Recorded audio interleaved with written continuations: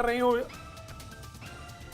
आपके लिए और इस आप अपने घर में रहिए। बिल्कुल, बहुत बहुत शुक्रिया। बहुत इंपॉर्टेंट मैसेज है कि I stayed at work for you, you stayed at home for us, ये डॉक्टर्स कह रहे हैं और इसी पर आप सभी को ध्यान देना है, क्योंकि अगर कोरोना जैसे संक्रमण से लड़ाई लड़नी है तो ये लड़ाई लड़ना इतना आसान नहीं है। इसके लिए पूरी तैयारी चाहिए, आपकी, हमारी, सबकी। नमस्कार, मैं हूं प्रीति रघुनंदन। पूरा देश मिलकर कोरोना की महामारी से निपटने में लगा है। लोग एक जगह इकट्ठा नहीं हो रहे हैं, ना कोई नेता रैली कर रहा है, ना कहीं भीड़ भाड़ वाला धार्मिक आयोजन हो रहा है। लोग शादियां तक टाल रहे हैं, लेकिन इस देश के कुछ लोग कोरोना के खिलाफ भारत की लड़ाई को कमजोर करने में जुटे हैं। ये वो लोग हैं जिन्हें शायद देश हित की परवाह नहीं है। दिल्ली के शाहीन बाग से लेकर लखनऊ के घंटा घर तक कई बार अपील की जा चुकी है कि कोरोना का खतरा है, धरना खत्म कर दीजिए, लेकिन ये टस से मस होने को तैयार नहीं है। आखिर ये कैसी मंशा है? क्या ये लोग देश के नियम कानून से ऊपर हैं? आज इसी पर होगी देश की सबसे बड़ी बहस।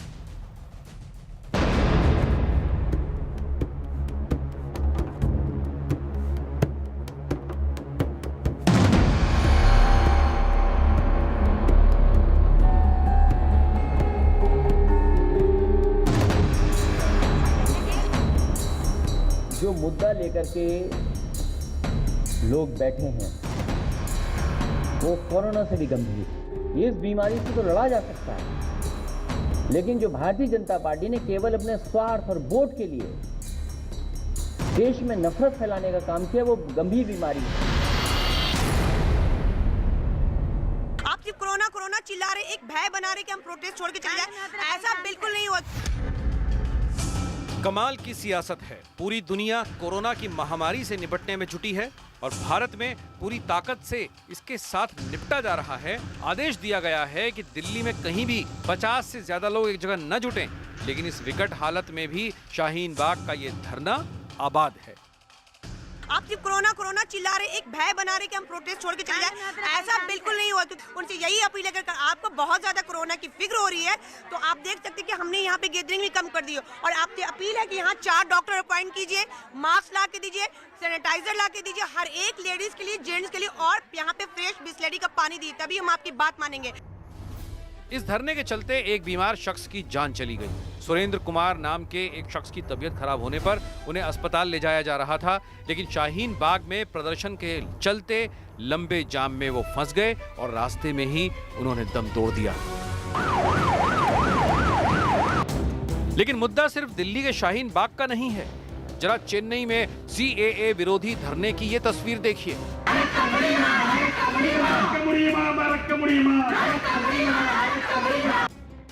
लखनऊ के घंटा घर में भी कोरोना वायरस के नोटिस के बावजूद धरना जारी है। देश पूरी तरह से इस बात को अच्छी तरह जान गया है कि CAA की सच्चाई क्या है और NPR की सच्चाई क्या है। उसके बावजूद भी आप जो है वो अगर धरना दे रहे हैं तो उससे एक ही बात साफ है कि आपकी नीयत में खोट है। उधर सुप्रीम कोर्ट में भी कोरोना के चलते शाहीन बाग का धरना खत्म करवाने के लिए याचिका लगा दी गई है। खैर, कानूनी कार्रवाई अपनी जगह ठीक है, लेकिन बड़ा सवाल ये है कि सिर्फ नागरिकता जाने के भ्रम में पड़कर धरने पर बैठे इन लोगों की देश के प्रति कोई जिम्मेदारी नहीं है। क्या ये कोरोना के खिलाफ भारत की लड़ाई में रोड़े अटकाने की कोशिश कर रहे हैं? आज इसी पर होगी देश की सबसे बड़ी बहस। धरने पर अड़ेंगे तो कोरोना से कैसे लड़ेंगे? तो इसी के साथ ही कोरोना में किस तरह से लड़ाई में अड़ंगे डालने का विश्लेषण कर लेना जरूरी हो जाता है, जब पूरा देश इस वक्त एक लड़ाई एक साथ लड़ना चाहता है। दिल्ली में 50 से ज्यादा लोगों के जुटने पर पहले रोक थी, अब वो संख्या 20 कर दी गई है। तो समझिए कि कितने कम लोग कितना बड़ा संक्रमण खड़ा कर सकते हैं, जो दिल्ली सरकार को ये एडवाइजरी फिर से जारी करनी पड़ी है। दूसरी बात यह कि पुलिस ने शाहीन बाग में धरना खत्म करने की अपील की है, लेकिन उस अपील का असर कुछ होता दिख नहीं रहा। आ बैल मुझे मार, ये कहावत आपने सुनी होगी। क्या शाहीन बाग वाले इस कहावत को चरितार्थ करते दिख रहे हैं? अभी भी इतने भयानक संक्रमण के बाद भी वो हटने को तैयार नहीं है। शाहीन बाग में कई बुजुर्ग महिलाएं भी धरने पर बैठी हैं, जिनकी उम्र 80 से 90 वर्ष भी बताई जा रही है। और ये कहा जा रहा है, आज ही आपने एडवाइजरी अगर दिल्ली सरकार के साथ साथ केंद्र सरकार की सुनी हुई हो तो 65 से उम्र जिनकी ज्यादा है उनके लिए संक्रमण का खतरा बहुत ज़्यादा हो जा रहा है। भीड़ में कोरोना वायरस फैलने का सबसे ज़्यादा खतरा है। ऐसे में बसेस में, मेट्रो में, जिम में, मनोरंजन के कोई भी कार्यक्रम है उन पर रोक लगाने की कोशिश की जा रही है। कम से कम लोग दिखें वहां पर, ऐसे प्रयास किए जा रहे हैं। वहीं क्या कोरोना से लड़ाई को कमजोर बना रहा है शाहीन बाग?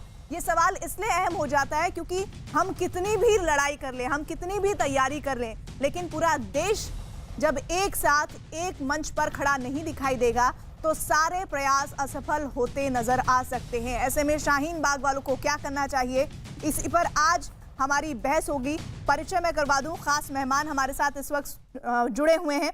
तस्लीम रहमानी नेता एसडीपीआई के हैं और साथ ही अतीकुर रहमान मुस्लिम चिंतक है। अशोक पंडित फिल्म निर्माता आज हमारे इस डिबेट में जुड़ रहे हैं। थोड़ी ही देर में मुझे जानकारी मिल रही है कि सुधांशु त्रिवेदी बीजेपी के प्रवक्ता और सुबुही खान सामाजिक कार्यकर्ता हमारे साथ होंगी।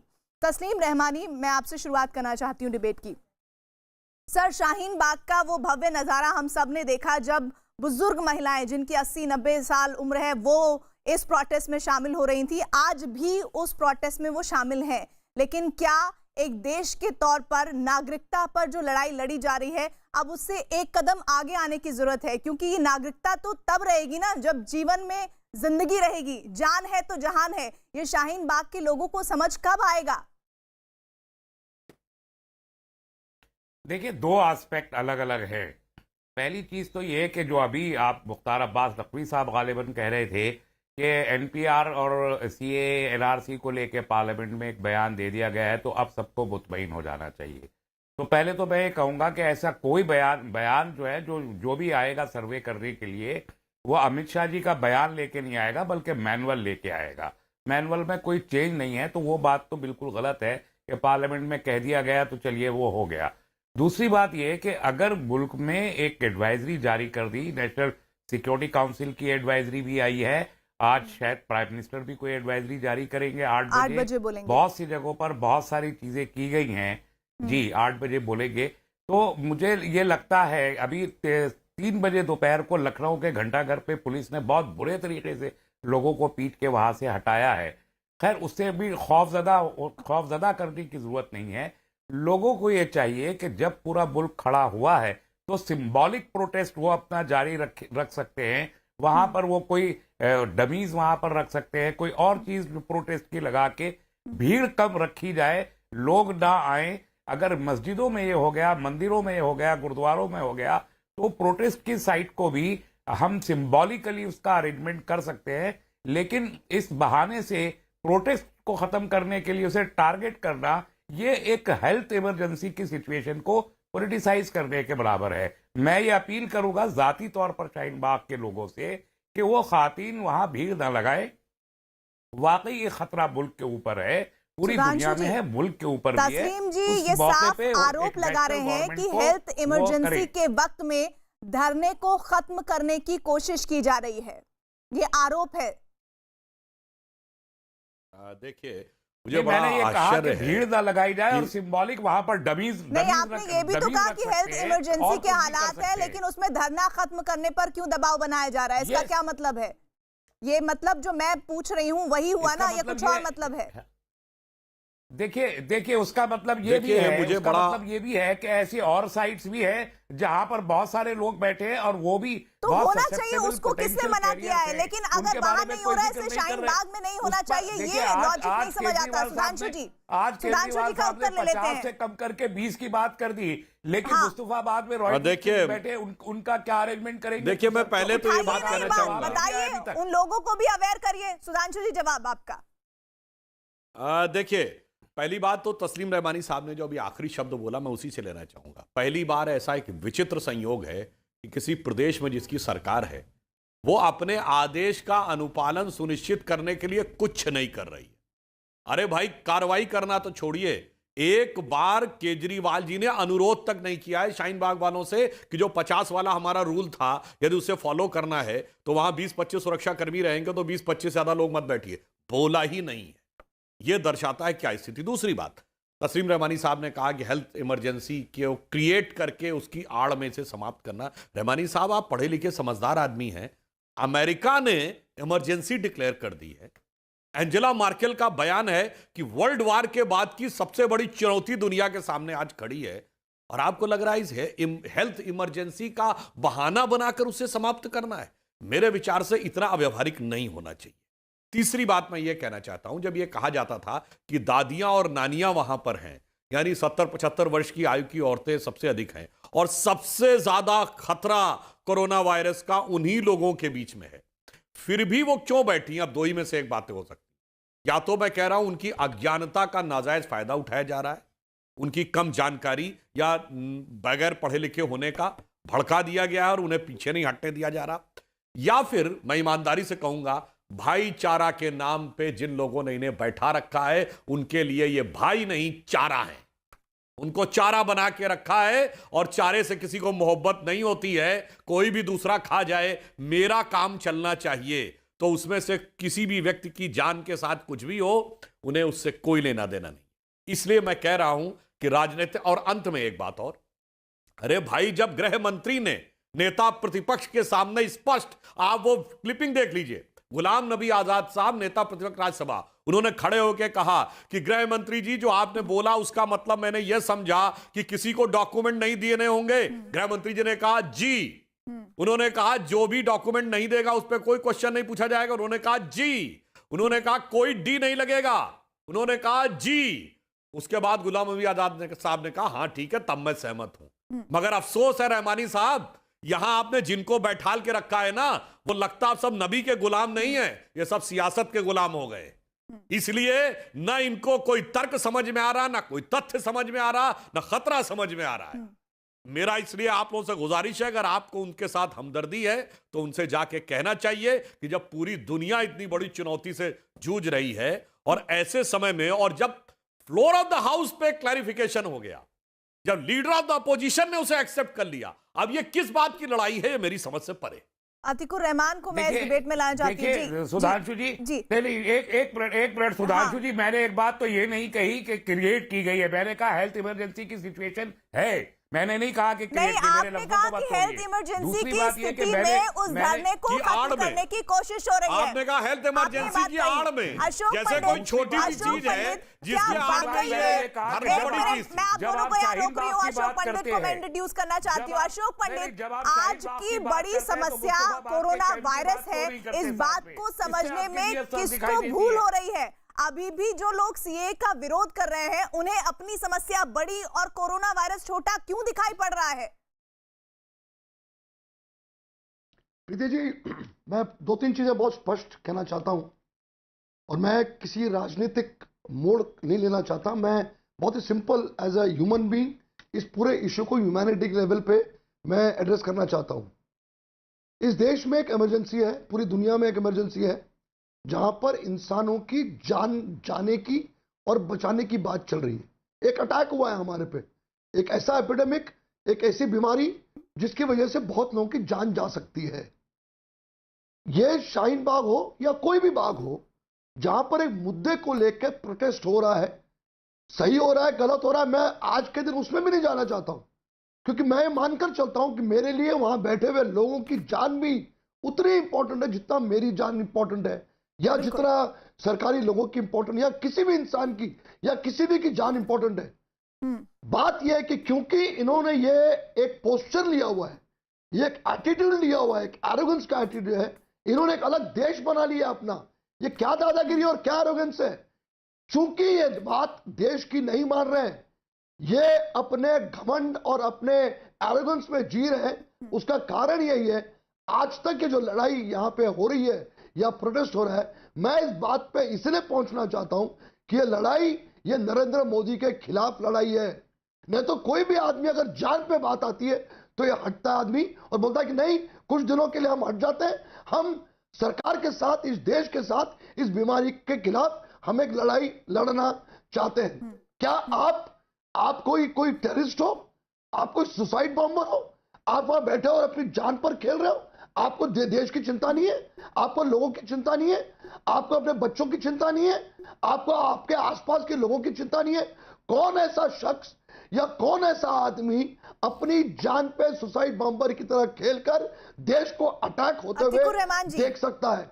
मैं अपील करूंगा तस्लीम जी अशोक और अतीकुर पंडित ने रहमान जी जो बहुत मेरे मित्र महत्वपूर्ण हैं बात कही कि जितने भी पढ़े लिखे कि लोग हैं, ये क्या जो- सिर्फ जो लोग- विरोध प्रीति ठीक जी, है एक सेकंड, अशोक जी एक आपका सेकंड। पॉइंट क्लियर है, जितने भी ये लोग, विरोध ये सिर्फ सोना मोदी भास्कर, विरोध के लिए ये है अनुराग और वो भी कश्यप, तब ये इतनी जावेद साहब, क्रिटिकल जितने भी लोग सिचुएशन वहाँ पर गए थे में पढ़े जब लोग, जिंदगी ये रहेगी अपनी तभी तो दूरी नागरिकता के लिए लड़ाई होगी या नहीं होगी। इस बात को किस तरह से समझाया गया जाए, चाहे वो लखनऊ के घंटाघर के लोग हों, चेन्नई में प्रोटेस्ट कर रहे लोग हों या फिर शाहीन बाग के लोग हों।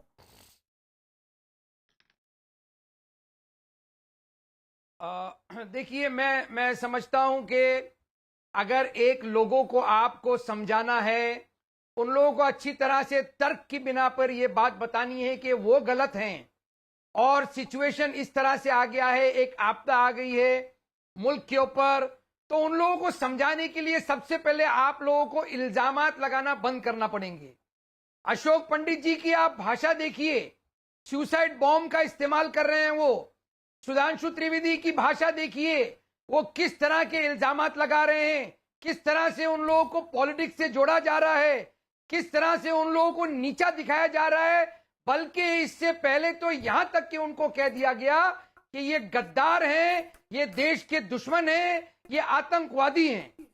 अब ऐसे माहौल में आप मुझे बताइए कि जब आप तर्क लेकर जाते हैं, आज मैं भी उनके सामने तर्क लेकर जा रहा हूं और तस्लीम अहमद रहमानी साहब भी तर्क लेकर जा रहे हैं कि ये वक्त नहीं है, हम लोगों को एक कदम पीछे उठाना पड़ेगा। इसके अंदर सुधांशु जी आपकी जिम्मेदारी क्या बनती है, सरकार की जिम्मेदारी क्या बनती है?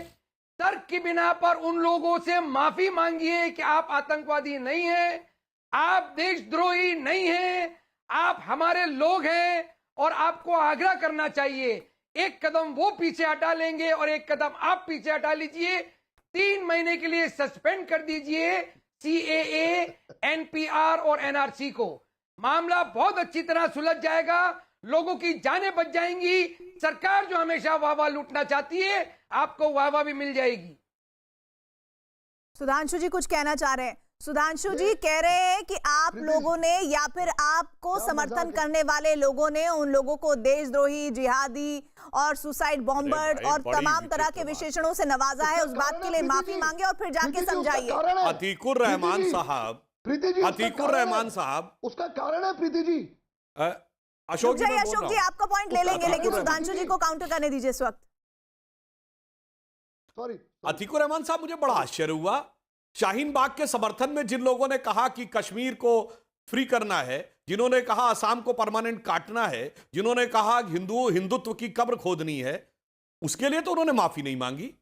सिर्फ ये कह के कि उनका बयान अलग है, हमसे कोई मतलब जेल नहीं में है। है वो लोग साहब, सरकार से माफी मांगने की बात कह रहे हैं, क्यों कह रहे हैं? सरकार ने क्या गलत काम किया है? और हमने अब रही बात कहा इसकी, था, आप आपके सामने नहीं, पैनल पर शाहीन बाग बैठ के उनको समर्थन जिंदा वालों दफन ने, करने शाहीन को बाग तैयार वालों ने हैं। कहा कि हम माफी मांगते हैं कि ऐसे लोग हमारे बीच में आ गए। माफी मांगी उन्होंने, कैसे लोग हमें समर्थन नहीं चाहिए ये तक नहीं बोला, कैसे लोग हमें समर्थन नहीं चाहिए, ऐसे लोग आने के लिए हम माफी मांगते नहीं बोला। अब दूसरी बात मैं कहना चाहता हूं, देखिए आप बोल रहे थे मैंने कोई डिस्टर्ब नहीं किया। अतीकुर रहमान साहब आपने अपने टर्न पे बोलिए, तरीका सरकार अतीकुर रहमान साहब आपने अपने टर्न पे बोलिए। अतीकुर जी सुन लीजिए। हाँ, अब अपने अपने टर्न पे बोलिए। आपने कहा सस्पेंड कर दीजिए CA को, NPR को, NRC को। क्रमवार जवाब देता हूं, NRC है ही नहीं, अभी उसका कोई ड्राफ्ट ही नहीं है, यह सदन पे बोला जा चुका है, तो सस्पेंड करने का सवाल ही नहीं। NPR आज से नहीं, 2010 से चिदंबरम जी के द्वारा शुरू किया गया। तत्कालीन राष्ट्रपति प्रतिभा देवी सिंह पाटिल जी इसकी पहली वो बनी थी जो NPR में रजिस्टर कराया था, तो ये तब से चल रहा है, हमारा कोई लेना देना नहीं है। CA का भारत के नागरिकों से कोई लेना देना नहीं है। स्थिति सदन के पटल पर स्पष्ट हो चुकी है, लिखत पढ़त में। अब उसके बाद जानते हैं क्या होता, कभी कभी मुझे क्या लगता है कि बुजुर्गों और बच्चों को कई बार अगर किसी चीज के लिए भड़का दिया जाए तो उनको समझाना थोड़ा मुश्किल हो जाता है। तो हमारे साथियों ने क्या किया है, भड़काने का तो पूरा काम कर दिया है। मुझे लगता है शायद अब अतीकुर रहमान साहब और तस्लीम रहमानी साहब के भी बस में नहीं है, क्योंकि जब आप गलत बात के लिए भड़का देते हैं ना, तो उनको समझाएं किस आधार पे, क्योंकि जो कुछ था ही नहीं, आपने हवा क्रिएट कर दिया। भूत है, अब भूत है नहीं, कैसे समझाएंगे? क्योंकि आप ही ने तो दिमाग में भूत भरा है। भूत तो दिमाग में है, भूत बाहर तो है ही नहीं। अब आप कैसे समझाएंगे? अगला घबरा के बैठ गया कि भूत है, मुझे खा जाएगा। है ही नहीं तो आपने डरा दिया। अब वो डर इतना हावी हो गया है कि आप ही लोगों की बात नहीं सुन रहे हैं वो लोग। जी मैं जवाब देना चाहूंगा। देखिए कितनी आसान बात हो गई। सुधांशु जी ने एक्सेप्ट कर लिया कि भाई ना एनआरसी का कोई है अभी तैयारी, ना कोई सीए का खुलासा हो गया है। तो अगर एक कदम और आगे बढ़ा दे सरकार और ये कह दे कि 3 महीने के लिए हम इसको कोल्ड स्टोरेज में डाल रहे हैं, इसके ऊपर मोराटोरियम रहेगा, तमाम लोग अपने घरों पर चले जाएं, हमारी संविधान की लड़ाई आपस में चलती रहेगी। लेकिन अभी हमारा दुश्मन सबसे बड़ा कोविड-19 है। इससे लड़ने के बाद हम फिर मैदान में आएंगे। सरकार को पहल करना पड़ेगी। सुधांशु जी, किससे? सरकार की बड़ी जिम्मेदारी होती है। मैंने कहा कोई है नहीं, आपने उस चुनाव होने वाले से डरा दिया है और उस डराने को लेकर अब आप खुद ही नहीं समझा पा रहे हैं, क्योंकि सीए में ऐसा कुछ है नहीं कि किसी की नागरिकता जाए। अशोक पंडित आपको काउंटर करना चाह रहे हैं। अशोक पंडित, अतीकुर रहमान कह रहे हैं कि ये सरकार के गले की हड्डी बन गई है, लेकिन सुधांशु जी कह रहे हैं कि आपने समझाया कुछ और वो समझ इतनी हावी हो गई है शाहीन बाग के लोगों पर कि वो कुछ और समझना ही नहीं चाहते। अब प्रीति जी, ये एक षड्यंत्र है, षड्यंत्र देश के खिलाफ है। ये मैं बहुत ही जिम्मेदारी के साथ बोलना चाहता हूं। देखिए, जब ट्रंप हिंदुस्तान में, तो ये प्रूव करने के लिए, अरे सुनिए ना अतिकुर जी, अतिकुर जी सुनिए, अरे सुनने की क्षमता रखिए। आपने बोला, मैंने बीच में कुछ बोला नहीं, मेरी बात सुनिए ना। अरे क्यों नहीं सुनने की मत कर रहे? अरे सुनने की बात ही रही है तो शो छोड़ के चले जाइए। अरे शो छोड़ के चले जाइए, चले जाइए शो छोड़ के। अरे शो छोड़ के चले जाइए ना। अगर आपको सुनने की क्षमता नहीं है, सच्चाई सुनने की क्षमता नहीं है आपको, अगर आपको सच्चाई सुनने की क्षमता नहीं है तो शो छोड़ के चले जाइए। हमें बोलने दीजिए।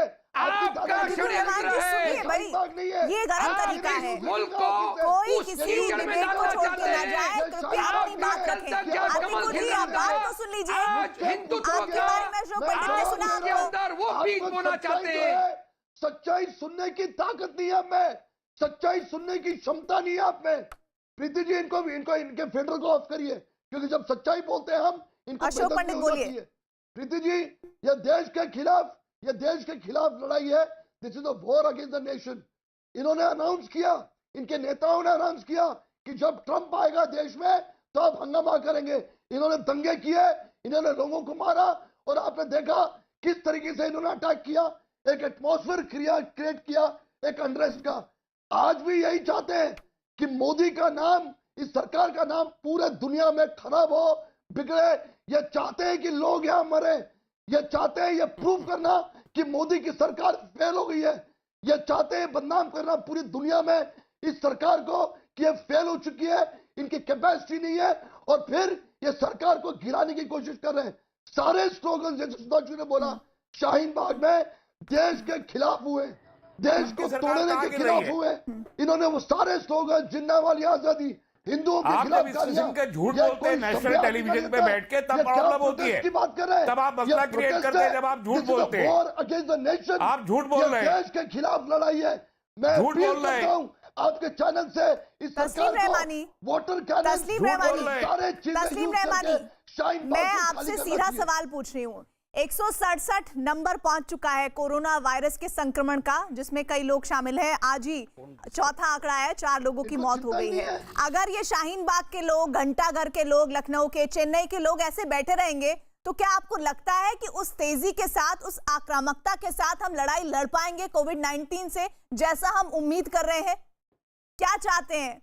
ये जो मंशा है उनकी क्या है कि हम ना लड़ाई लड़ें? बिल्कुल।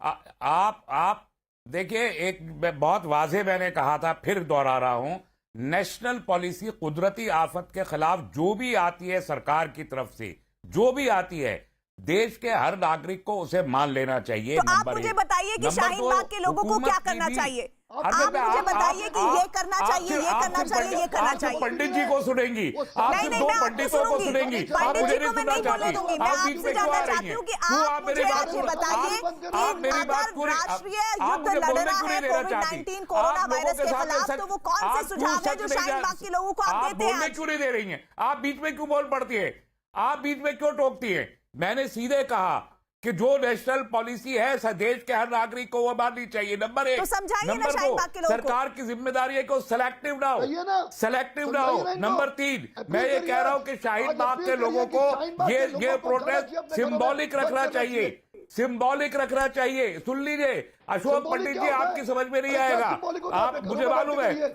आप खुद एक मानसिक संकीर्णता का शिकार है। मैं शाहीन बाग के समेत पूरे देश के प्रोटेस्ट करने वाले लोगों से ये कह रहा हूं कि इस प्रोटेस्ट को सिंबॉलिक कर दे। जब तक ये मुसीबत मुल्क के ऊपर है, फिजिकल प्रोटेस्ट बंद कर दे। कहने से नहीं और होगा सिंबॉलिक तस्लीम जी। रखे, चाहे वहां पर कहने से डबल नहीं बिठाए, होगा। कुछ भी बिठाए। अरे जाने आपके लेकिन कहने से नहीं होगा, ये मेरे बात कहने हमें से ही जाकर होगा, समझानी और कैसे? पड़ेगी आपको। डंडा मारने से भी नहीं होगा, पुलिस के डंडा किसी मारने ने से भी कहा नहीं डंडा होगा, मारिए? पुलिस के लाठी किसी ने चार्ज करने कहा? से भी नहीं होगा। पुलिस वहां पर नहीं, परसों नहीं, तरसों अभी में देखिए, डंडा मारा। लखनऊ में क्या हुआ? लखनऊ में आप आपको कह रहे हैं कि मालूम होना डंडा चाहिए मारा। लखनऊ में एक क्या हुआ? तस्वीर अभी अभी तक 3 बजे, हमारे तक तो नहीं अभी पहुंची 2 है घंटा पहले। डंडा मारने की। क्यों नहीं कैसी होगा? आप बात देखिए, कर रहे हैं? वहां पर जाइए, नोकझोंक आप जरूर जाके हुई है। देखिए, तस्लीम डंडा रहमानी, मारने से नहीं होगा। सुबुई को मैं कहने बोलना से चाहती हूँ। होगा। सुबुई और चौथी बात, सुबुई कह रहे हैं कि चौथी बात, समझाना चाहिए, लेकिन समझाना किन लोगों को चाहिए जाकर? वो लोग तो खुद ही यहाँ पर इस वक्त ये बता रहे हैं कि भाई सरकार पीछे ले ले कदम, लेकिन वो लोग तो अपना प्रोटेस्ट कर रहे हैं, उन्हें अपना थोड़ा कम कर देना चाहिए, लेकिन पीछे नहीं हटना चाहिए। क्या पॉसिबल है ऐसे स्थिति में, देश में जो इस वक्त स्थिति है, हम लड़ाई लड़ पाएंगे मजबूती के साथ? प्रीति जी, अभी रहमानी साहब ने बोला कि सरकार को सिलेक्टिव नहीं होना चाहिए, और खुद ये किस तरह के अल्फाज नेशनल टीवी पे इस्तेमाल कर रहे हैं कि आप सिर्फ 2 पंडितों को सुनेंगी, आप मुझे थोड़ी सुनेंगी। इनको ऐसी राष्ट्रीय तो छोड़िए, एक विश्व पे एक ऐसी आपदा आई पड़ी है जब पूरी मानव प्रजाति खतरे में है। उस वक्त भी ये हिंदू, मुस्लिम, पंडित, पादरी, मौलवी करने से इन्हें फुर्सत बंद नहीं करवा है। लीजिए। सरकार अगर कितना आपके अंदर सिलेक्टिव जुर्रत हो है रही तो है, ये तो हमें जाके- सभी लोगों को दिख रहा है। आप जाइए, लोग सीए जाइए, के अजीत बीच योगी में जी मत के- बोलिए, बात जाइए सुनिए, योगी जी के बड़प्पन लाइए रहमानी योगी जी के पास साहब। ये जाइए टॉपिक और ऐसा कहिए नहीं उनसे, है, अरे आपके ये अंदर टॉपिक जुर्रत है ऐसा तो नहीं जाइए है जिसमें चिल्लाया योगी जी जाए। के ये योगी टॉपिक जी के ऐसा पास नहीं है जाइए और जिसमें कहिए चिल्लाया कि जाए। राम योगी ये जी ने टॉपिक तो दिहाड़ी आप मजदूरों ही के चिल्ला अकाउंट रही में हैं। आप पैसे जाइए डलवाने की पॉलिसी ले आए हैं। अरे योगी जी से तो कहिए लाइए मत। रामनवमी के बीच जुलूस पे में मत पाबंदी बोलिए, लगाए। आपके अंदर जाइए maturity नाम योगी की जी चीज से है या कहिए नहीं? रामनवमी आप के बोले, मैं जुलूस पे चुपचाप पाबंदी सुन रही लगाए। थी। प्रीति इनको जाइए बोलिए, मेरी मुझे बोलने दे प्रीति। कहिए कि वो आप थी नहीं यहाँ पर, वरना आप जरूर मुझे बोलती। सुनिए आप को। योगी जी से कहिए सुन लीजिए। मैं इतने रामनवमी के serious जुलूस issue पे पे पाबंदी ऐसे बात लगाए। नहीं करूंगी। 15 लाख लोग मैं इकट्ठे ऐसे होने वाले, serious issue पे 15 लाख लोग इकट्ठे होने वाले, 15 लाख लोग इकट्ठे हो रहे हैं अयोध्या मैं में। इतने कहिए serious issue पे कहिए ऐसे कि बात योगी जी नहीं उस पर करूंगी। पाबंदी लगाए, चिल्ला इसलिए चोट मैंने मत कहा करिए। Selective, Preeti, I am not participating like this. इसलिए मैंने कहा तस्लीम सिलेक्टिव जी है। सुन तो लीजिए, मैंने आपको वाजे किया सुन कि लीजिए, ये सिलेक्टिव सवाल क्यों भी है। पहुंच गया है सुधांशु जी से, उस पर भी जवाब आप ले लेंगे। जाइए, सुबुही की तो आप- बात सुन लीजिए। सुबुही, यहाँ पर बैठ के सिर्फ लफाजी करना कि हाँ गवर्नमेंट पॉलिसी माननी चाहिए, वहां पे जाके आप कितने मुसलमानों को समझा रहे हैं? बहुत चिल्ला चिल्ला के बोल रहे थे कि बूढ़ी औरतें बैठी हैं शाहीन बाग में, आज वो बूढ़ी औरतें वल्नरेबल हैं, उनकी जान खतरे में है। आप लोगों पे कोई फर्क पड़ रहा है? और एक आपका दोगलापन और एक्सपोज करूं, कोरोना के खिलाफ तो आप कहते हैं कोई नहीं, अल्लाह मालिक है, अल्लाह में बचा लेगा, और सीए में आपके दिमाग में अगर गलत वहम भी आ जाता है तब अल्लाह मालिक नहीं होता, तब आप खुद मालिक बन जाते हैं। और जब एक एक्चुअली में रियल थ्रेट है जिससे आप लोगों को बचना चाहिए, आप केजरीवाल को चीफ मिनिस्टर बना के लाए हैं, उन्होंने तक ये बोला कि 50 से ज्यादा लोग जमा ना हो, उन्हें तक आप नहीं मान रहे, उन्हें भी आपने बीजेपी बना दिया।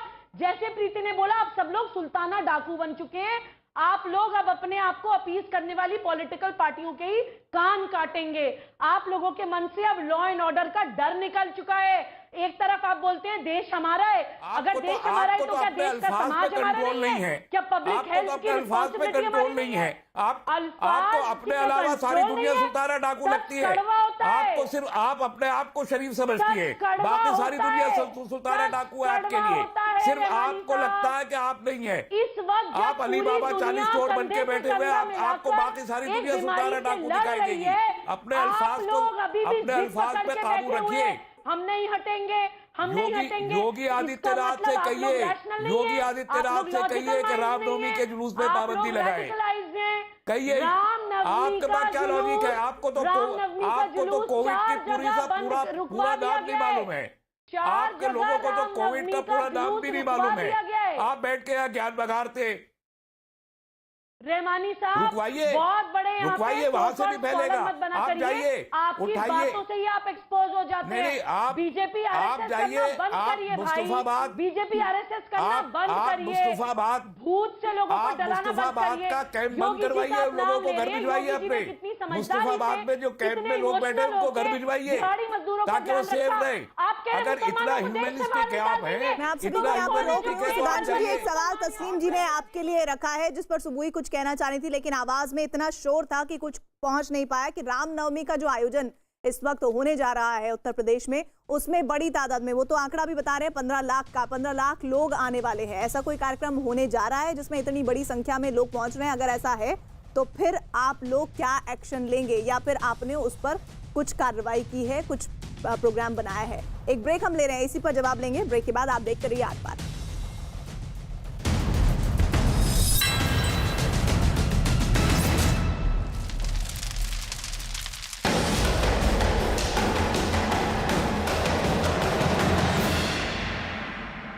है दांव पर, कहीं किसी देश पर है सुपर पावर गिद्ध की नजर, तो कहीं किसी की नापाक हरकतों की मेरे पास बहुत सारा एविडेंस है। साजिश देखिए सिर्फ न्यूज़ 18 इंडिया पर।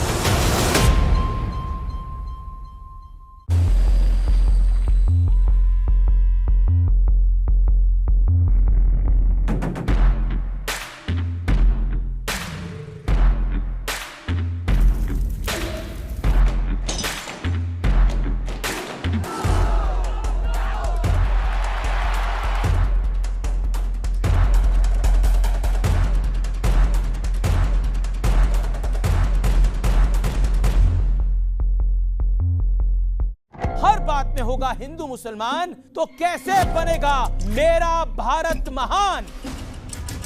आतंक के कानून में हिंदू मुसलमान कैसा है? जवाब दीजिए। इमरान खान काहे की धमकी दे रहे जब उनको अपनी औकात हैसियत सब पता है? ये देश अपना हक लेना जानता है। आर पार देखिए अमीश देवगन के साथ सिर्फ न्यूज़ 18 इंडिया पर। मेरा प्रोग्राम जनता को सामने रख के बनाया गया है। जनता यहाँ पे बिल्कुल एकदम हीरो है। 100 में 99 लोग पूछते हैं भैया जी को एनर्जी कहाँ से मिलती है? एनर्जी सामने जनता है, ये जो खड़ी है।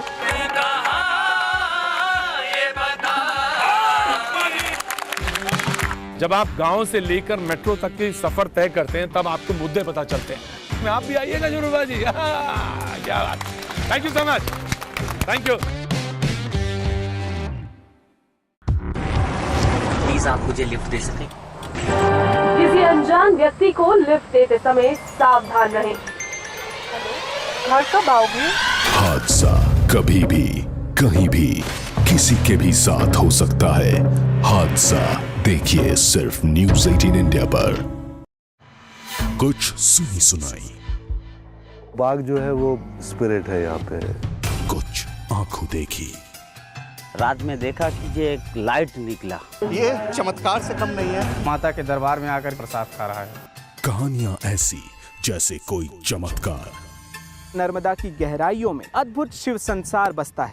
क्या छुपा है उनमें कोई गहरा राज? सारे सवालों के जवाब पाने के लिए हमें यह खतरा मोल लेना ही होगा। जान दांव पर लगाकर भी लेकर आएंगे आधी हकीकत आधा फसाना, सिर्फ न्यूज़ 18 इंडिया पर। कहीं कई मासूम जिंदगियां हैं दांव पर, कहीं किसी देश पर है सुपर पावर गिद्ध की नजर, तो कहीं किसी की नापाक हरकतों की मेरे पास बहुत सारा एविडेंस है। साजिश देखिए सिर्फ न्यूज़ 18 इंडिया पर।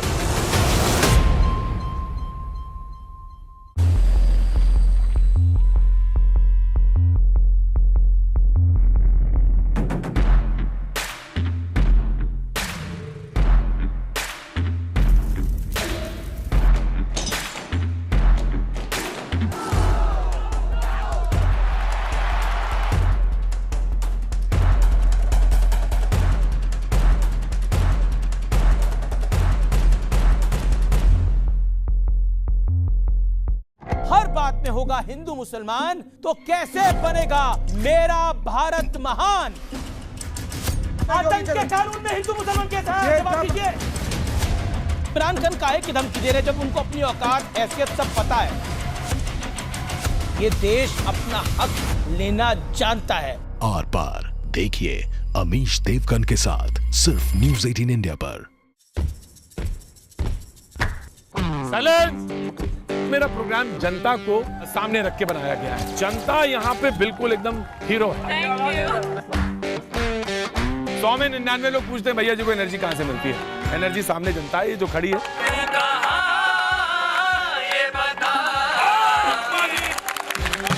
जब आप गांव से लेकर मेट्रो तक के सफर तय करते हैं तब आपको मुद्दे पता चलते हैं। आप भी आइएगा जरूर बाजी। क्या बात। Thank you so much. Thank you. Please आप मुझे लिफ्ट दे सकें? किसी अनजान व्यक्ति को लिफ्ट देते समय सावधान रहें। घर कब आओगे? हादसा कभी भी कहीं भी किसी के भी साथ हो सकता है। हादसा देखिए सिर्फ न्यूज़ 18 इंडिया पर। कुछ सुनी सुनाई, बाघ जो है वो स्पिरिट है यहाँ पे। कुछ आंखों देखी, रात में देखा कि ये एक लाइट निकला। ये चमत्कार से कम नहीं है। माता के दरबार में आकर प्रसाद खा रहा है। कहानियां ऐसी जैसे कोई चमत्कार। नर्मदा की गहराइयों में अद्भुत शिव संसार बसता है। क्या छुपा है उनमें कोई गहरा राज? सारे सवालों के जवाब पाने के लिए हमें यह खतरा मोल लेना ही होगा। जान दांव पर लगाकर भी लेकर आएंगे आधी हकीकत आधा फसाना, सिर्फ न्यूज़ 18 इंडिया पर। कहीं कई मासूम जिंदगियां हैं दांव पर, कहीं किसी देश पर है सुपर पावर गिद्ध की नजर, तो कहीं किसी की नापाक हरकतों की। मेरे पास बहुत सारा एविडेंस है। साजिश देखिए सिर्फ न्यूज़ 18 इंडिया पर।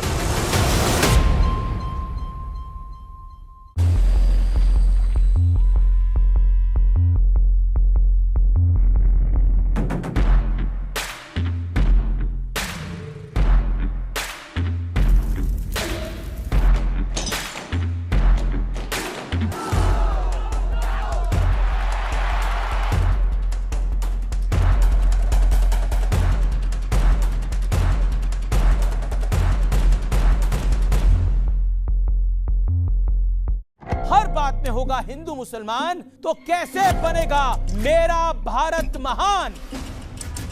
आतंक के कानून में हिंदू मुसलमान कैसा है? जवाब दीजिए। इमरान खान काहे की धमकी दे रहे जब उनको अपनी औकात हैसियत सब पता है?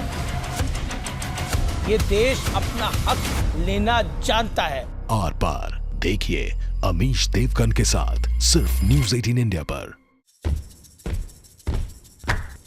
साइलेंस! मेरा प्रोग्राम जनता को सामने रख के बनाया गया है। जनता यहाँ पे बिल्कुल एकदम हीरो है। 100 में 99 लोग पूछते हैं भैया जी को एनर्जी कहाँ से मिलती है? एनर्जी सामने जनता है, ये जो खड़ी है।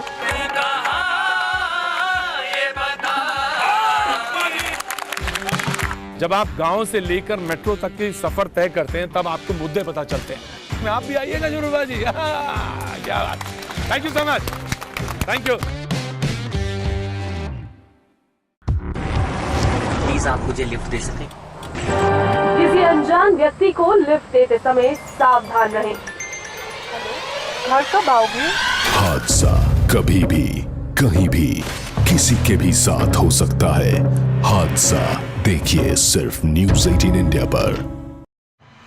कुछ सुनी सुनाई, बाघ जो है वो स्पिरिट है यहाँ पे। कुछ आंखों देखी, रात में देखा कि ये एक लाइट निकला। ये चमत्कार से कम नहीं है। माता के दरबार में आकर प्रसाद खा रहा है। कहानियां ऐसी जैसे कोई चमत्कार। नर्मदा की गहराइयों में अद्भुत शिव संसार बसता है। क्या छुपा है उनमें कोई गहरा राज? सारे सवालों के जवाब पाने के लिए हमें यह खतरा मोल लेना ही होगा। जान दांव पर लगाकर भी लेकर आएंगे आधी हकीकत आधा फसाना, सिर्फ न्यूज़ 18 इंडिया पर। कहीं कई मासूम जिंदगियां हैं दांव पर, कहीं किसी देश पर है सुपर पावर गिद्ध की नजर, तो कहीं किसी की नापाक हरकतों की। मेरे पास बहुत सारा एविडेंस है। साजिश देखिए सिर्फ न्यूज़ 18 इंडिया पर।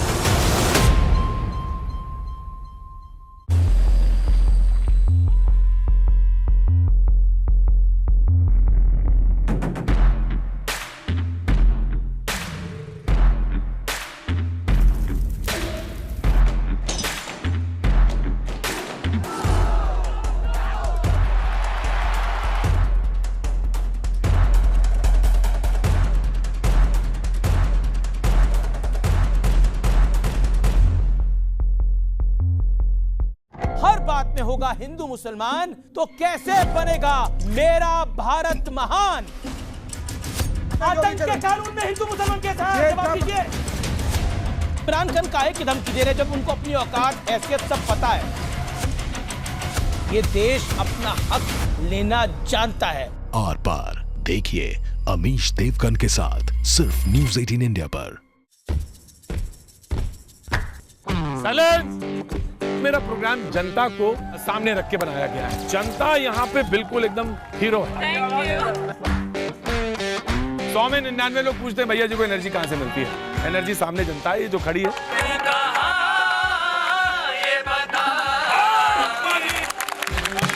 जब आप गांव से लेकर मेट्रो तक के सफर तय करते हैं तब आपको मुद्दे पता चलते हैं। आप भी आइएगा जरूर बाजी। क्या बात।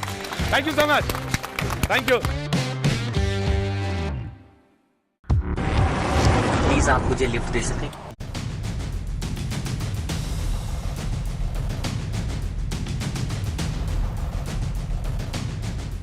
Welcome back. आप देख रहे हैं आर पार पर बहस इस बात पर कि कोरोना वायरस की इस लड़ाई में कुछ लोग देश में क्यों इस लड़ाई को कमजोर करने पर आमादा है। इसी पर हम चर्चा कर रहे हैं। सुधांशु जी हमारे साथ इस वक्त जुड़े हुए हैं। सुधांशु जी, सीधा सवाल मेरा आपसे ये, जो तस्लीम रहमानी जी उठा रहे थे कि भाई रामनवमी पर जो बहुत सारे लोग इकट्ठा होने वाले हैं, उन्होंने जो डिजिट भी बताया कि 15 लाख लोग एकत्रित होने वाले हैं, उनको क्यों नहीं आप रोक रहे हैं? यहाँ 50 लोग बैठ रहे हैं तो आपको दिक्कत हो रही है?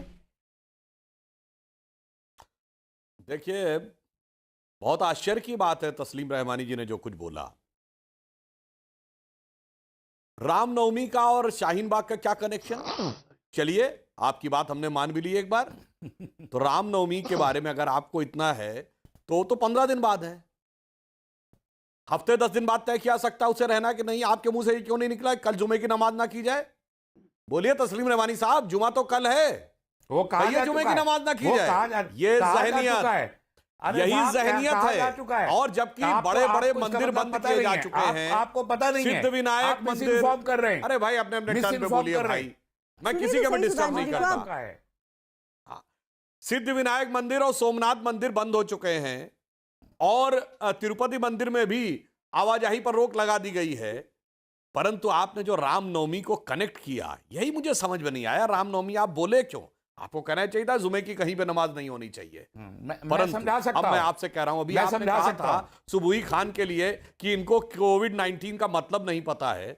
रहमानी साहब, मैं चुनौती से कहता हूं, वहां जितनी दादी और नानी बैठी हैं, 1950 के आसपास की पैदाइश होगी ना सबकी, 10% रेट ऑफ लिटरेसी थी उस समय देश की, महिलाओं में और कम थी। 90 to 95% कोविड-19 पता ही नहीं होगा। और जैसे वो उनमें से कोई भी 10 सेकंड के अंदर सिटीजनशिप अमेंडमेंट एक्ट अंग्रेजी में अथवा नागरिकता संशोधन विधेयक हिंदी में नहीं लिख सकते, उसी ढंग से कोविड-19 क्या है ये लिख नहीं सकती। इसी उनका मैं मजाक नहीं उड़ा रहा हूं, उनके प्रति अपमान नहीं कर रहा हूं, उनकी नादानी का आप फायदा उठा रहे हैं। आप सुबुही खान से कह रहे हैं कि इन्हें कोविड-19 नहीं पता और उनको पता है जो वहां बैठी है, उनको यह खतरा नहीं पता है। तभी मैं फिर रिपीट कर रहा हूं कि लोगों ने उनको चारा बना रखा है भाईचारा के नाम पे। कोई भाई बहन का नाता नहीं है, किसी से साथ कोई मोहब्बत का नाता नहीं है, भाईचारे के नाम पे चारा बना के रखा है। पहले तो करेक्शन बता दूं, सियासत चलती रहे। आपको पहले मैं करेक्शन बता दूं, आपको रोक रही हूं, आपको आतिकुर रहमान की शायद आवाज नहीं जा रही है, उसको ठीक किया जाए। और साथ ही शोएब जामई हमारे साथ जुड़ गए हैं, अध्यक्ष IMF के।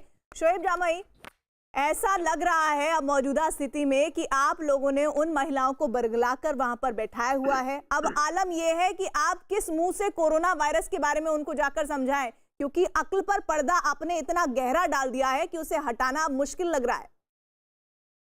देखिए प्रीति जी, जैसा कि सुधांशु त्रिवेदी जी जानते हैं, मैं खुद एक बायोकेमिस्ट हूं और मॉलिक्यूलर रिसर्चर हूं बायोलॉजी का। तो हमने कल रात में वहां कैंप लगाया और लगातार दिल्ली जो सरकार ने जो निर्देश जारी किए हैं उसके मुताबिक जो है सारे सुरक्षा उपाय किए जा रहे हैं। अभी अभी इस वक्त जो है यूनाइटेड स्टेट्स बॉस्टन से एक डॉक्टर है, उनका जो है वहां पे वीडियो कॉन्फ्रेंसिंग चल रहा है, जिससे वहां पे कोरोना वायरस से खतरे से निपटने के लिए वो वहां पे लोगों को बता रहे हैं। और इस वक्त जो है हम लोग शाहीन बाग में हर तरह के जो है सुरक्षा उपाय ले रहे हैं, जैसे हैंड सैनिटाइजर, मास्क का बांटना। अच्छा मुझे बताइए, आपके कैंप के बाद वहां पर कितने लोग हैं? अब आपने कैंप लगाया ना, कितने लोग हैं वहां पे अब? नहीं देखिए, वहां पे कम लोग हैं, इसलिए मैंने कहा कि काफी कम लोग हैं। जितने सुरक्षा जितने रेलवे स्टेशन और एयरपोर्ट में उससे ज्यादा लोग यहाँ से ग्रुप में होते हैं, उससे भी कम लोग हैं। नंबर बताइए। लगभग जो है 150-200 लोग होंगे और वो एक जगह जमा नहीं है। आपको पता है दिल्ली सरकार ने क्या कहा है कि 50 नहीं 20 लोगों को बैठना है बस साथ में, वो भी एक डिस्टेंस मेंटेन करते हुए, एहतियात बरतते हुए। आप कह रहे हैं 150। आप कॉन्फ्रेंसिंग कर लीजिए, कहीं से कर लीजिए, लंदन से कर लीजिए, कनाडा से कर लीजिए। अगर ये संक्रमण एक को हुआ तो सब उन 150 के 150 लोगों को होगा और वो जाके आगे कहां तक फैलाएंगे आपको खुद नहीं पता होगा। प्रीति जी, 150 लोग एक जगह आपने सफर किया मेट्रो स्टेशन पे जाकर, आपने बसों में देखा, रेलवे की हालत देखी, फ्लाइट्स कैंसिल कराई जा रही है, आपको समझ नहीं आ रही है बात। और आप कह रहे हैं कि हम सेमिनार कराए, हम कॉन्फ्रेंस करा रहे हैं, कराते रहिए, कोई फायदा नहीं होने वाला है। 150 लोग 1 किलोमीटर के एरिया में है। अब 150 लोग 1 किलोमीटर के एरिया में होंगे तो सोचिए एक दूसरे से कितनी ज्यादा दूरी होगी। उसमें बच्चे भी होंगे, जमा नहीं है, उसमें बच्चे भी होंगे। बिल्कुल बच्चे नहीं, बच्चे हैं उसमें, बच्चे नहीं है। अभी तो कल खबर आ रही थी कि नवजात बच्चा वहां बैठा हुआ है, तस्वीरें आई थी सामने। बिल्कुल नहीं बैठा हुआ है, आप जाके दिखवा लीजिए। मैं यहाँ से कल ही रात में ये तय हो गया कि कोई बच्चा नहीं आएगा। सबसे बड़ी समस्या ये है कि लोगों को ये कहा जा रहा है, देखिए ये पर्चा पढ़िए, सुनिए मैं पर्चा लाई हूँ, आप जैसे लोगों के लिए ये पर्चा जरूरी है देखना कि हम आपके लिए बाहर हैं लेकिन आप अपने घरों में हमारे लिए रहिए। ये पर्चा बहुत महत्वपूर्ण है। ये देश भर में वो डॉक्टर जो इस वक्त इलाज कर रहे हैं वो ये कह रहे हैं, इस पर्चे को गौर से देखिए। ये उन तमाम लोगों के लिए बहुत जरूरी है जो इस संक्रमण को हल्के में ले रहे हैं और अपनी मौज मस्ती के लिए या फिर अपने विरोध प्रदर्शन के लिए इसको धक्का बता रहे हैं, गलत बता रहे हैं। बहुत सारे दुनिया भर के डॉक्टर आज हमारे लिए अपने घरों में नहीं है, लेकिन हमारी जिम्मेदारी है जो लोग बाहर नहीं आ सकते हैं, जिन्हें अपने घर से बाहर निकलने की जरूरत नहीं है, उन्हें अपने घर में रहने में क्या दिक्कत है। मैं आपको ये नहीं समझा पा रही हूँ। इस बात का जवाब मुझे अतीकुर रहमान से भी चाहिए, आपसे भी चाहिए, तस्लीम रहमानी से भी चाहिए। एक एक कर आप अपने जवाब दीजिए। देखिए प्रीति जी, मैं ये बताना आपको चाह रहा हूँ कि जो सड़क पे जो लोग चलते हैं वही इतने कम है कि शाहीन बाग में जो है बहुत कम तादाद में जो ऐसे प्रदर्शनकारी जो 50 साल से कम उम्र के हैं वही है। बच्चे और बूढ़े जो हैं वो शाहीन बाग में आना मना कर दिया गया है। कल पूरी रात हमने सैनिटाइजर और मास्क बांटने का पूरा काम किया। हमारे यहाँ वेपोराइजर का इंतजाम है जो हर जगह छिड़काव किया जा रहा है। पीछे मेडिकल डॉक्टर की टीम बैठी है और यूनाइटेड स्टेट बॉस्टन से डॉक्टर प्रेस वीडियो कॉन्फ्रेंसिंग के जरिए से लगातार लोगों को कोरोना वायरस के लिए जागरूक कर रहे हैं, समझा रहे हैं। ये तमाम वो उपाय किए जा रहे हैं जो अंतर्राष्ट्रीय मानकों के हिसाब से बच्चों को मना कर दिया गया है कि अपनी माओ से दूर रहना, हिसाब से क्योंकि वहां पर छोटे बच्चों को नहीं आना। एक तो ये भी अलग तरह का अत्याचार उन महिलाओं के साथ, उन बच्चों के साथ किया जा रहा है। बता दीजिए जो सेफ्टी मेजर्स लिए जा रहे हैं वो काफी है। सुबुही भारत सरकार एयरपोर्ट्स और रेलवे स्टेशन में भी ये सेफ्टी मेजर्स नहीं ले रही है। आपके कहने से नहीं ले रही है तो मैं बोलूंगी। आप कहे तो सही, बाकी कोई कहे तो गलत, WHO कहे तो गलत। पूरी दुनिया में इस बात का डंका है कि भारत ने सेफ्टी मेजर सबसे पहले लिए। आपके आंकड़े दुरुस्त नहीं होंगे, दुरुस्त कर लीजिएगा। जनवरी महीने से शुरुआत हो गई थी। अब आप चुप करिए और सुबुही को बात करने दीजिए। सुबुही जी। प्रीति, मैं देश की स्थिति को लेके बहुत ज्यादा कंसर्न्ड हूं। इसलिए नहीं कि आज ये कोरोना की हमारे ऊपर आफत आई हुई है, ये तो मुझे पता है इंशाल्लाह कुछ हफ्तों की परेशानी है और हम इससे निकल जाएंगे। मैं इसलिए ज्यादा कंसर्न्ड हूं कि हमारे देश में एक बहुत बड़ा तबका एक जिद्दी हो गया है। वो एंटी गवर्नमेंट माइंडसेट बना के बैठा हुआ है। वो ना जुडिशरी को मान रहा है, ना एग्जीक्यूटिव को मान रहा है, ना लेजिस्लेचर को मान रहा है। आप लोग सीएए के खिलाफ जो पार्लियामेंट से पास होकर आया है कानून, उसको भी अपने हिसाब से इंटरप्रेट करने लगते हैं, साफ साफ बताने के बाद भी कि आपका कुछ नहीं जा रहा है उसमें। इसी तरह से अब आप एक बीमारी का थ्रेट, जिससे आपको ही थ्रेट है, आपको समझाया जा रहा है, WHO की गाइडलाइंस है, आप जिसको चीफ मिनिस्टर बना के लाए हैं अपने दिल्ली में, वो आपको गाइडलाइंस दे रहे हैं। आप लोगों ने सारा पड़ेगा, मुझे ब्रेक लेना है, लेकिन ये बीमारी, ये महामारी हिंदू मुसलमान देखकर नहीं आने वाली है, ये बस आ जाएगी। ये आप में से किसी को हो सकती है, हमको हो सकती है। इसमें सबसे बड़ी एहतियात सावधानी है, जिसे बरता जाना जरूरी है, चाहे वो शाहीन बाग के लोग हों या घंटाघर के लोग हों या चेन्नई के लोग हों या फिर किसी भी बड़े आयोजन में शामिल हो रहे लोग हों। सावधानी में ही सुरक्षा है। एक ब्रेक, जल्द लौट रहे हैं।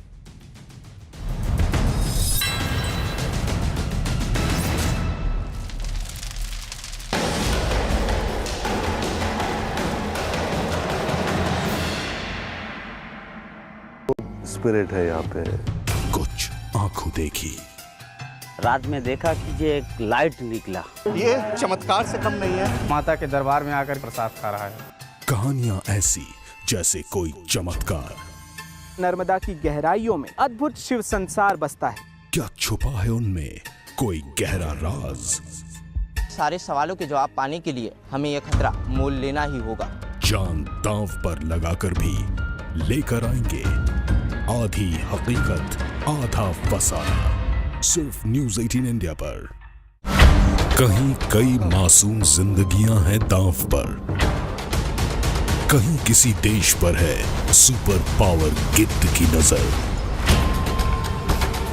तो कहीं किसी की नापाक हरकतों की। मेरे पास बहुत सारा एविडेंस है। साजिश देखिए सिर्फ न्यूज़ 18 इंडिया पर।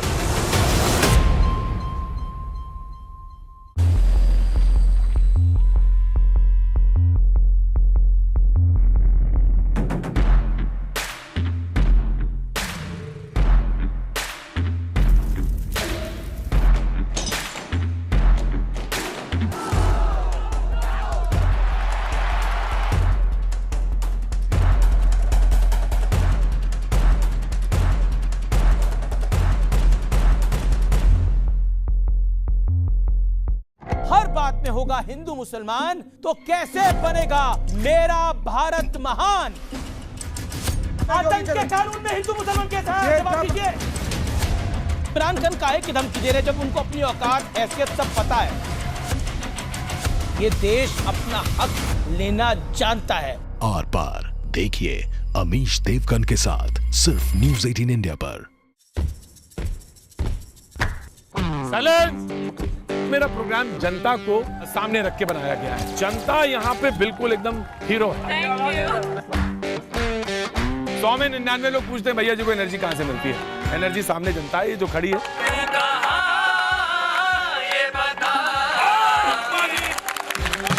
जब आप गांव से लेकर मेट्रो तक की सफर तय करते हैं, तब आपको मुद्दे पता चलते हैं। आप भी आइएगा जरूर बाजी। क्या बात, thank you so much, thank you. Please आप मुझे लिफ्ट दे सकें? किसी अनजान व्यक्ति को लिफ्ट देते समय सावधान रहें। घर कब आओगे? हादसा कभी भी कहीं भी किसी के भी साथ हो सकता है। हादसा देखिए सिर्फ न्यूज़ 18 इंडिया पर। कुछ सुनी सुनाई, बाघ जो है वो स्पिरिट है यहाँ पे। कुछ आंखों देखी, रात में देखा कि ये एक लाइट निकला। ये चमत्कार से कम नहीं है। माता के दरबार में आकर प्रसाद खा रहा है। कहानियां ऐसी जैसे कोई चमत्कार। नर्मदा की गहराइयों में अद्भुत शिव संसार बसता है। क्या छुपा है उनमें कोई गहरा राज?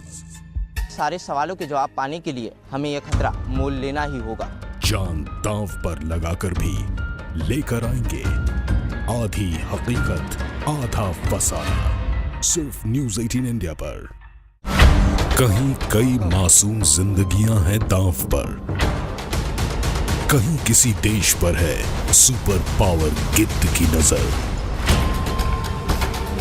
तो कहीं किसी की नापाक हरकतों की। मेरे पास बहुत सारा एविडेंस है। साजिश देखिए सिर्फ न्यूज़ 18 इंडिया पर।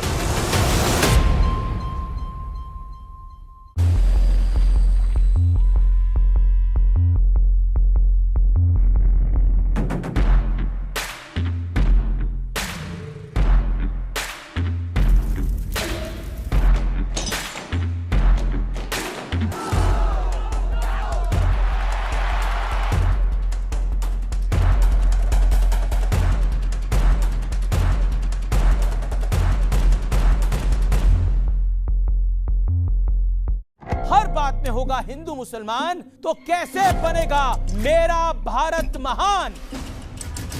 आतंक के कानून में हिंदू मुसलमान कैसा है? जवाब दीजिए। इमरान खान काहे की धमकी दे रहे जब उनको अपनी औकात ऐसी? पीएम के देश के नाम संबोधन से पहले सरकार का बड़ा ऐलान, 22 मार्च से सभी विदेशी उड़ानों पर रोक। केंद्र के बी और सी श्रेणी के 50-50% कर्मचारी अलग अलग दिनों में काम करेंगे। कोरोना वायरस पर प्रधानमंत्री नरेंद्र मोदी थोड़ी देर में देश को संबोधित करेंगे। कोरोना वायरस के खतरे को देखते हुए दिल्ली सरकार का 31 मार्च तक रेस्टोरेंट बंद करने का ऐलान। लापरवाही बरतने वाले संदिग्ध मरीजों पर हो सकती है कार्रवाई।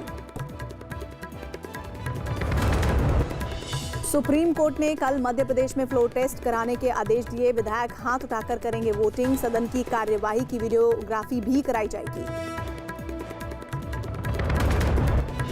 निर्भया के चारों दोषियों को कल सुबह 5:30 बजे तिहाड़ में फांसी दी जाएगी। सुप्रीम कोर्ट और पटियाला हाउस कोर्ट ने फांसी टालने से जुड़ी दोषियों की याचिकाओं को खारिज किया।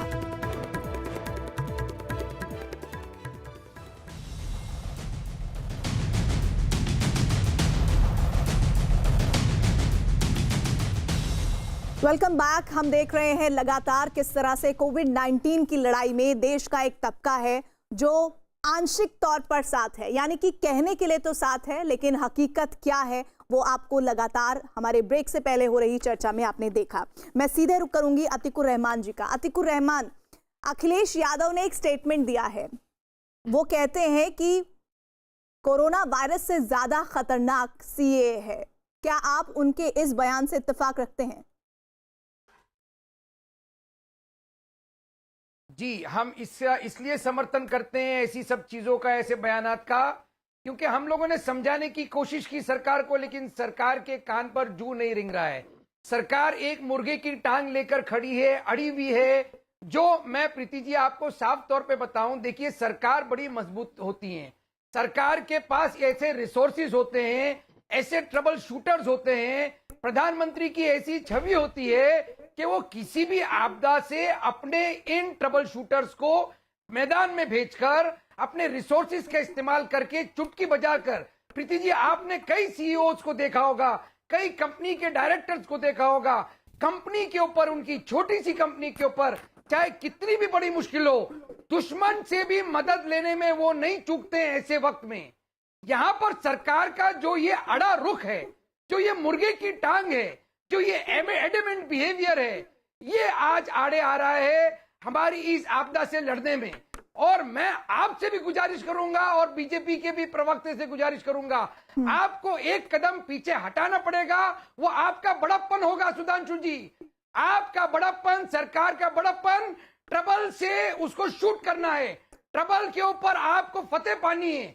सुधांशु जी, इस मुश्किल से निकलना मुझे नहीं पड़ेगा। समझ आया मैंने क्या अतिकुर जी से सवाल किया और वो किस और अपनी बात को ले जा रहे हैं। मैंने उनसे बहुत ही बेसिक सवाल किया कि वो अखिलेश यादव के बयान से सहमत है नहीं, जिसमें वो कह रहे हैं कि कोरोना वायरस से ज्यादा खतरनाक सीएए है। आपके लिए तो लड़ाई दो तरफा है, कोविड-19 से भी लड़ना है और राजनीति से भी बचना है। नहीं प्रीति जी, मैं अखिलेश यादव के बयान से सहमत हूं कि कोरोना वायरस से ज्यादा खतरनाक सीएए है, क्योंकि कोरोना वायरस हकीकत का मर्ज है और यह वहम का मर्ज है। हकीकत के मर्ज की दवा होती है, वहम की दवाई नहीं होती, आखिर में आदमी को मार देता है। जैसे हमारे यहां सबसे बड़े वैद्य धन्वंतरी माने गए हैं, वैसे इनकी परंपरा में हकीम लुकमान माने जाते हैं। और उनके लिए एक बड़ी फेमस कहावत है कि इसमें क्या रखा है, देखे है जो तू आन के पास, बदगुमा वहम की दारू नहीं लुकमान के पास। तो ठीक है, बिल्कुल वैसे ही है। जैसे मैं प्रीति जी बताता हूं, मैं भी लखनऊ का रहने वाला हूं। पुराने लखनऊ में हमारे घर के पास एक मौलवी साहब रहते थे, लोग पास उनके जाके झाड़ फूक वगैरह भी करवाते थे।